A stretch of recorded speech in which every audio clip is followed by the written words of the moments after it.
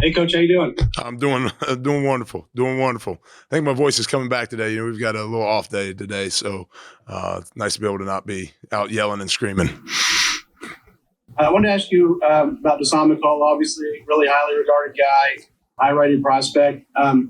Brought in to play stinger linebacker, but also playing a little bit of bull, I guess. What excites you about him? Obviously, you see the length and the athleticism, but what excites you about what he can do for you guys this year and in the future?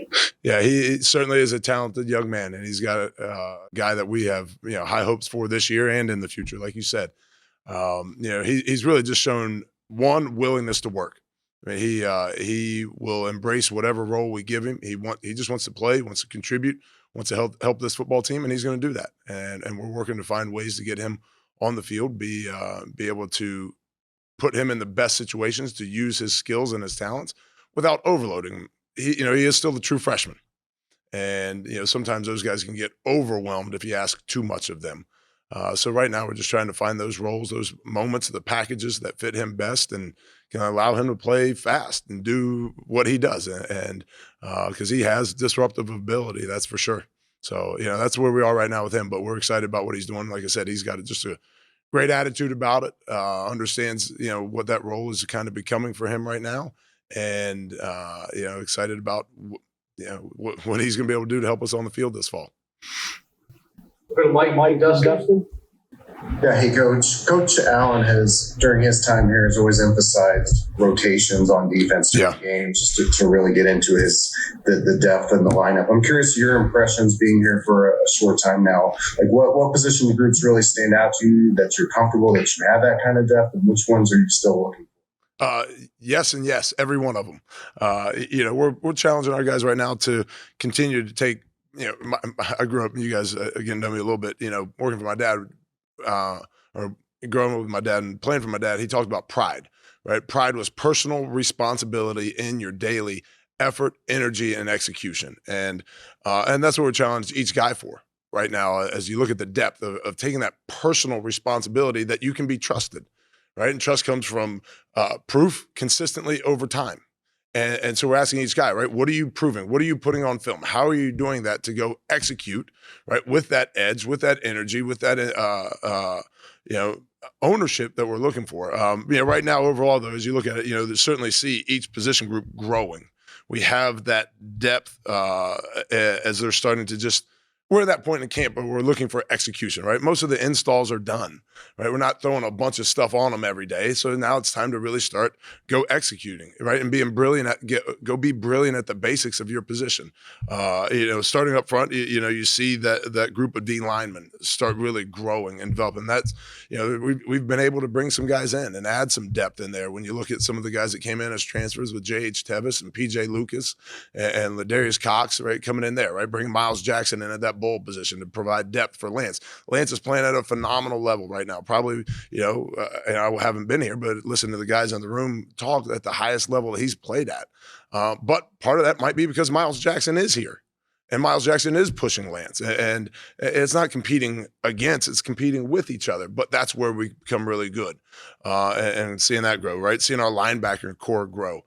With Bradley Jennings and adding Jared Casey. And Jared Casey's doing a great job growing and developing from where he was in the spring. But it's pushed Aaron Casey and it's pushed Cam Jones to become a better player, having those guys around them.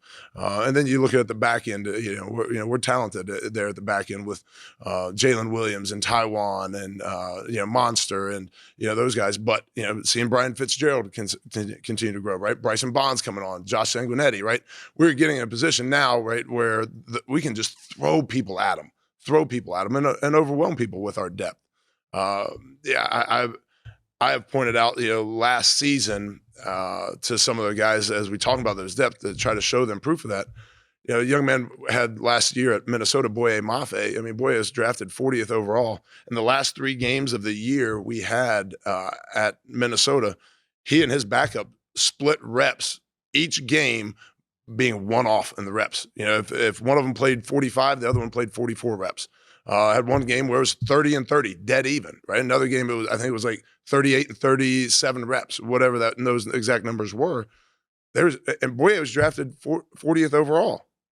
Yeah, so But that's part of the reason Boye could perform at such a high level is he didn't have to keep the governor on, and he could just go play. Throw him in there 4 to 6 plays. Right, next guy's in. 4 6 plays. Go play with your hair on fire.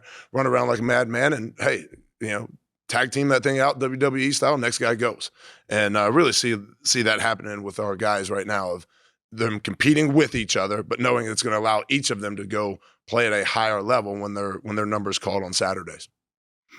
We're going to Dustin and Zach. Hey, Dustin, good to see you, bud. Dad, how are you? I'm doing great, man. I appreciate it. Excellent. Good to hear. I'm going to sneak in 2 right here. One, what's impressed you about James Head? Tom Allen's talked a lot about how he's impressed you about him. And obviously, we've asked a lot of guys questions about the getting the turnover rate high. Takeaways. And obviously, you weren't there before, but what's better in terms of what you've seen in camp so far? Sure. We talk on defense about takeaways, right? Because we're going to be proactive in that. The offense might turn it over, but we take it away, right? We're not waiting on them to do it. Just talking about James, though. James is really another guy that you see growing and developing. He's healthy. He's strong. Being a veteran guy, he has great understanding, awareness of our scheme, our system, and he's really, credit to Coach Randolph, really growing in confidence. You see him doing some things right now that I think he hadn't done in the past. Whether that's how he's just taking on run blocks and sitting in an anchor and being strong and sturdy, to his pass rush, and you see some athleticism. You see some series of efforts, second move, third move, counter moves that maybe weren't there in the past, and so we're excited to see him continue to just keep challenging that growth, keep pushing. And I think some of the things we're doing, simplifying things a little bit, right? Complexity is the enemy of execution, where simplicity is the ally of execution. So you see some things coming up for guys that things are a little bit simpler for them. Sometimes that's just veteran guys that the complexity is still there, but they just understand it better. They know it better. And so they're able to go play faster, right? You hear that phrase all the time, right? The game slows down. Nobody's playing any slower. Right. Nobody, right? That offensive tackle isn't any slower. That quarterback isn't any slower.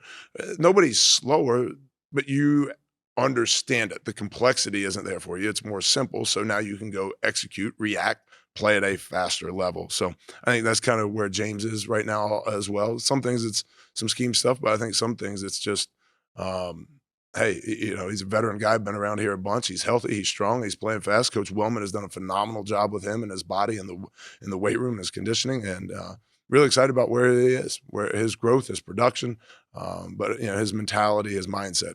He's really looking forward to seeing James play this fall. Second, with the takeaways part, just getting the guys to embrace and own that DNA. Coach Allen talks about all the time, right? Our DNA is takeaways, tackling, effort. Takeaways, tackling, effort, right? You probably heard that from him a bunch, in the years that he's been here, and that hadn't changed. But the ownership part of it, for those guys to say, this is our DNA. It's not Coach Allen's DNA. It's not Chad Wilt's DNA for the offense. This is our defensive DNA. And it begins with that takeaway, those takeaways. So those guys to say, hey, this is what matters for us and how we're going to play the game. For us to play at the highest level, we have to own that. Ownership. I read a book, working on a book right now by Jocko Willink, right? That extreme ownership, right? And everybody taking accountability and responsible for it. If it doesn't go right, if it's not right, hey, it's on me. I take that ownership of it. And, I really think our guys are working that way towards that part of it. This is our DNA. I own this. This isn't just something that's being preached at us and we have to, this is the way it is here. No, this is it. This is us. This is how we're going to be. We are going to be great at taking the ball away. We're going to be great at tackling, and we're going to play with a phenomenal and fanatic effort. And, the guys are working towards that. And they got, we got to be more consistent, talk about trust earlier and talk about the depth part of it, right? How do you build trust, proof consistently over time? What is proof? Proof is your actions. Consistency, right? Every day, right? For as many days as it takes, the time part, as many days as it takes to keep proving consistently over time that, hey, we can go trust you to play with your hair on fire running around out there. We'll go Zach and Tyler. Coach, I guess following up, you mentioned the defensive backfield earlier. That's obviously a really experienced group, and it's a group that I think had to really kind of ride out a lot of injuries last year, but it seems like a lot of those guys are healthy now. They've played different positions. They've kind of all moved around through their careers. I guess how much of I don't know if you call it a security blanket or what, but just how helpful is it to have a position group like that where I know you're looking for depth and more guys to step up, but you've got a lot of guys there that have played a lot of football together and seem comfortable really kind of speaking up, being leaders. Yeah, certainly accurate. Right? There is that security blanket, as you said. Hey, those last guys? What do they call them? Safeties. Right? What are they? It's your safety net. Right? It's your fail safe to make sure, right, if anything breaks down, like they can go clean the thing up. That's not by accident. We call that position in football. Those guys are the safety net. You include those corners out there, right? Hey, they're the edge, they're the corner, right? That's the cornerstone, right, of what we do, especially in the secondary. There is great security in that. There's great security in that. Now, those guys got to continue to grow. They got to continue to develop. Everybody's responsible. We talked about that, right? That pride, right? Personal responsibility in daily effort, execution, energy, what you bring to the table, and they are each in that role right now. But you see a very intentional mindset, right? Difference in intentions and intentional. Intentions is just what you say you want to do, right? Intentional is the actions you actually put behind it. And those guys are being very intentional in their process about how they're going about building who they are individually and right what they should be as a position group. And but there's a lot of great work being done by all of those guys. And as I mentioned earlier, right, the guys behind them, the Josh Sanguinettis and the John Hayneses and Bryson Bonses, right, and Lim Watley Neely, right, Brilo Lanier, right. There's a lot of guys out there that are busting their tail and doing a great job giving us those depth. We don't want any one of them to play all 75 snaps of a football game. That's not what we want. We want those guys to be able to, hey, let's, you might play 60% of the plays, but 40% of the plays, right, you're getting rotated and rolled out. So you can, one, see the game from the sidelines. Sometimes it does help things slow down, as we talked about earlier, right? But then also just play fresh, play fast, play physical. But there's a great group of guys back there leading the way. Like I said, Taiwan Mullen and Jay Will and Monster, played a lot of football. Great to have them here. And certainly, like you said, gives you a little bit of security blanket knowing that, they allow us to do a lot, up front because they can handle a lot there on the back end. We'll go Tyler and then Rick. Hey, Coach. Hope you're doing well. I wanted to ask about Cam Jones. Just what is your favorite part about coaching him? What's not my favorite part about coaching him? You talk about a young man. I mean, mature beyond his years. So I'll give you a little story on Cam. So right before we started preseason camp, it was a Sunday. We were going to have all the linebackers over to dinner one night, just have them over to the house, be able to spend some time with them around our kids. And my wife and I are in the kitchen after church and starting to get dinner ready. My wife's a great cook. She's awesome. She was doing enchiladas. And, she's getting all that stuff ready.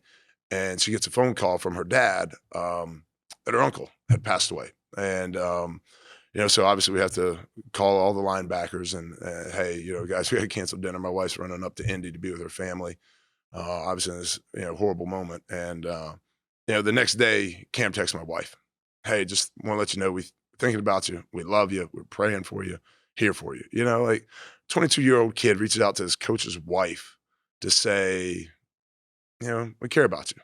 About a week ago, another story, right? My wife brings our kids over to practice and they're playing and, Cam's out there. I mean, we had Cam's over at our house for Easter supper, back in the spring. And, he's been at the house and he's been around. And he knows my kids, and my kids were excited. They get to see Cam. Coming to practice. They love Cam and they love all the guys, but Cam and Taiwan have done a phenomenal job of just taking our kids under the wing and loving them. So one of the photographers took some pictures of Cam playing with my kids.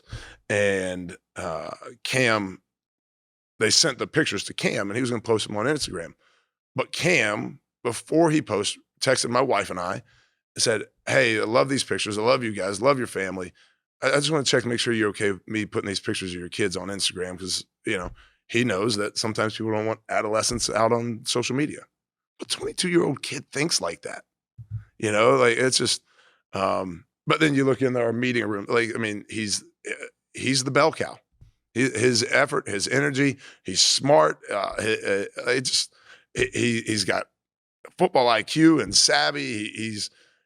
He's the first one to speak up. I mean, like I said, what's not to love about that kid? So I don't know if I'm answering your question, Tyler, but maybe I am. I don't know. Tell me if you want more. No, that's good. I appreciate it.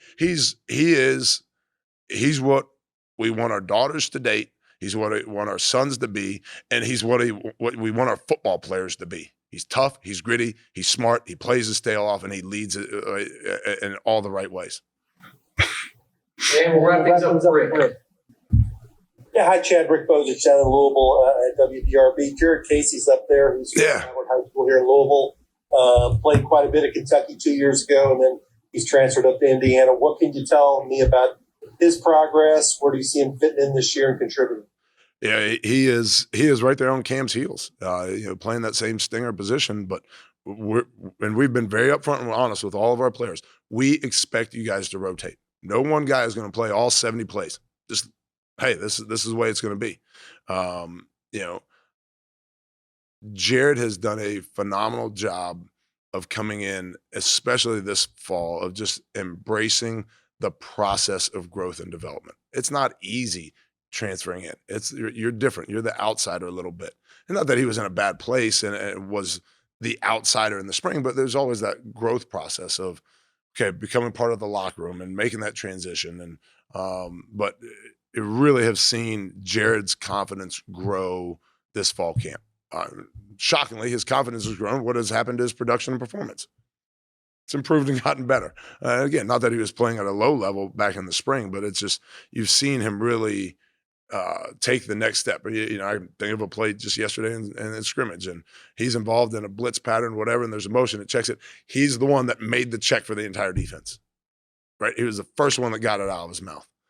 And not that he didn't understand that same call and check in the spring, but he didn't have the confidence to step up and say, this is on me as linebackers. We're talking about linebackers this camp, talking about their three jobs are leadership, command, production, right? You got to lead the defense. You got to step up and do it with command, right? And volume reflects confidence. Command it, demand it.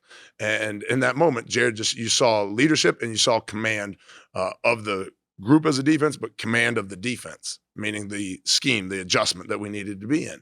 And, just was really proud of Jared. And we've seen that several times from him so far this preseason camp. So, like I said, just really seeing him grow as a player, but he's really grown as a player because his confidence here in the locker room but then also on the field and the comfort level of where he is, so really excited to keep pushing him, challenging him, keep growing, keep that edge, about him and what he is and who he is.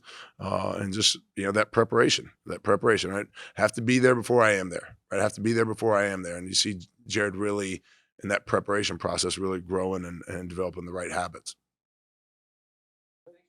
Yep. Thanks, guys. Good to see you guys. Look forward to seeing you here soon in person.